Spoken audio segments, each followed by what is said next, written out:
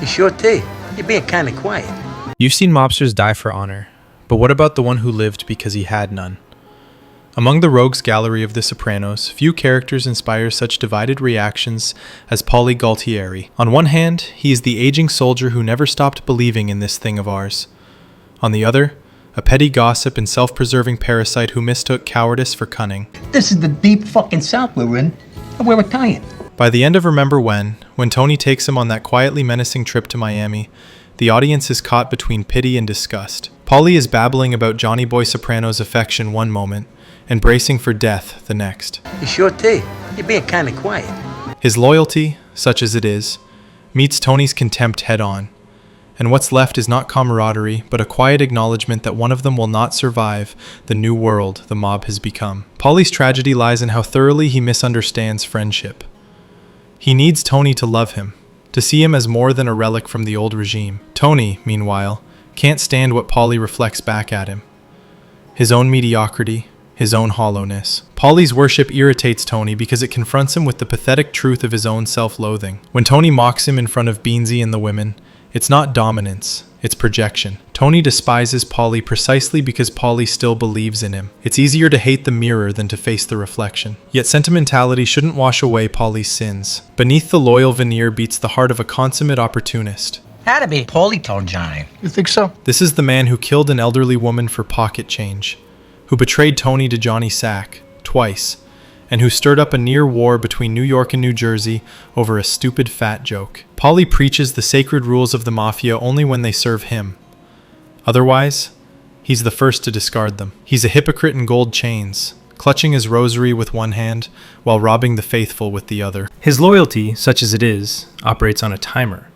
He is relatively loyal, the moral equivalent of a weather forecast promising partly honest with a chance of treachery. He sticks with whoever has power, and when that power shifts, so does his allegiance.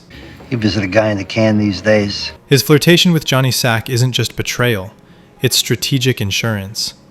If New York wipes out Jersey, Paulie wants to ensure he isn't on the hit list. Self-preservation disguised as honor. That's his true creed. Nice talking to you. Yeah, you too. Enjoy Miami. Tony sees through it, of course. That's what makes the Miami trip so uneasy. He knows Paulie's chatter hides something, maybe even guilt. When Tony's eyes linger a bit too long on the open water, the audience can almost hear the ghosts of Ralph Cifaretto and Pussy Bonpensiero whispering from the depths. Paulie senses it too. For all his bluster, he's a frightened old man, realizing that the only thing standing between him and the bottom of Biscayne Bay is Tony's temporary restraint. That he survives at all feels like an administrative oversight by fate, but survival is Paulie's one true talent. He outlives Tony, Christopher, Bobby, Silvio, even the minor grifters and gamblers who once filled Satriali's. By the end, he's the last man standing. A hollow king atop a crumbling kingdom. His reward for decades of treachery, paranoia, and servitude is a cheap lawn chair in front of a pork store and a lifetime of ghosts. Paulie endures not because he's strong, but because he's flexible enough to bend without breaking, to slither without shame. In the mob's Darwinian hierarchy, decency is extinction. Adaptability is godhood. It would be convenient to frame Paulie as a tragic relic, a man too old-fashioned for a cynical age. The truth is less flattering. He's the distilled essence of the life he chose. Small-minded, superstitious, and transactional. He doesn't love Tony. He needs him. He doesn't believe in the code. He hides behind it. How much to paint a different suit on him? Change his face a little. Even his rare gestures of affection, like the infamous Pyomai painting, are twisted by insecurity. What Tony saw as mockery was, in fact, misguided reverence. And when he forced Paulie to take it down, it shattered something fragile in the man. From that point forward, respect curdled into resentment. His loneliness is legendary, but it's also deserved. Beansy once observed that Paulie had only his clothes, his car, and the guys. That was it. Thanks for coming. No wife, no children, no family who cared whether he lived or died.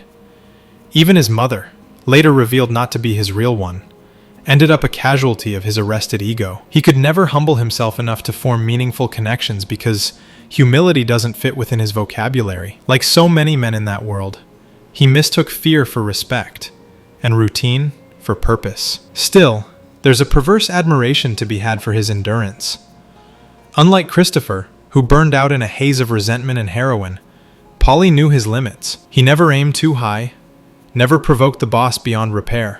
I live but to serve you, my liege. He did just enough to stay alive and invisible. In corporate terms, he's the middle manager who survives every round of layoffs because no one remembers what he actually does. He could have thrived at a Fortune 500 company, loyal enough to seem dependable, conniving enough to stay employed. If there's poetic symmetry in The Sopranos, it's that the two men most alike, Tony and Paulie, hate each other most. Both are hypocrites, both crave control, and both resent being reminded of their own cowardice. By the final seasons, Tony's moral rot has become terminal. He lashes out at everyone. Hesh, Bobby, even his own family.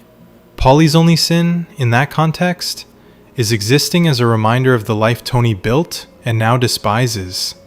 You go around and pity for yourself. Tony treats him cruelly, not because Paulie deserves it, but because he can. Power, for Tony, becomes synonymous with sadism. And yet, for all Tony's venom, Paulie still follows him, still fetches, flatters, and fears. Especially now that Carlo's absent. When Tony offers him the captain's position after Carlo's disappearance, Paulie hesitates, not out of modesty, but because he knows the job is cursed. He's been in this life long enough to recognize that promotions often precede funerals. That hesitation is his one smart decision in decades of bad ones. Some fans like to imagine Paulie ordered the final hit on Tony, that the old soldier finally turned the tables on his abusive boss. It's a seductive theory, but unnecessary. Paulie doesn't need revenge. Survival is his revenge. When everyone else is dead or vanished, he's still there, powdering his temples, complaining about cats, pretending he has purpose.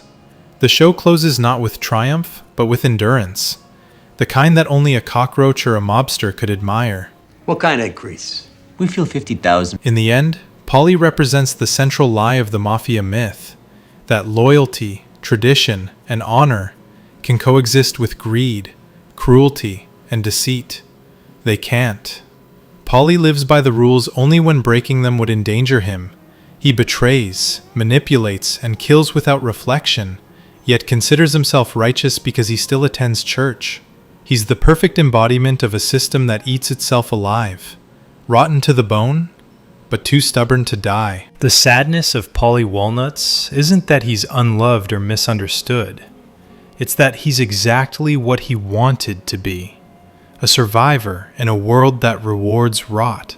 He outlasts everyone, but what does he win? His name is Cullen. He's a psychic. A psychic? Get the fuck out of here. A life spent talking to ghosts, clinging to rituals no one believes in, and bragging about rules that long ago stopped applying. If The Sopranos is, at its heart, about the futility of trying to find meaning in corruption, then Paulie is its final punchline. He's proof that doing just enough gets you nowhere but old age and bad dreams. He's a monument to mediocrity, wearing a pinky ring. And when the credits roll, the irony is complete. The man who spent his life terrified of being left behind ends up the last one standing. Long live Paulie Walnuts, the king of nothing. Paulie survived everyone. You survived this far. Hit subscribe.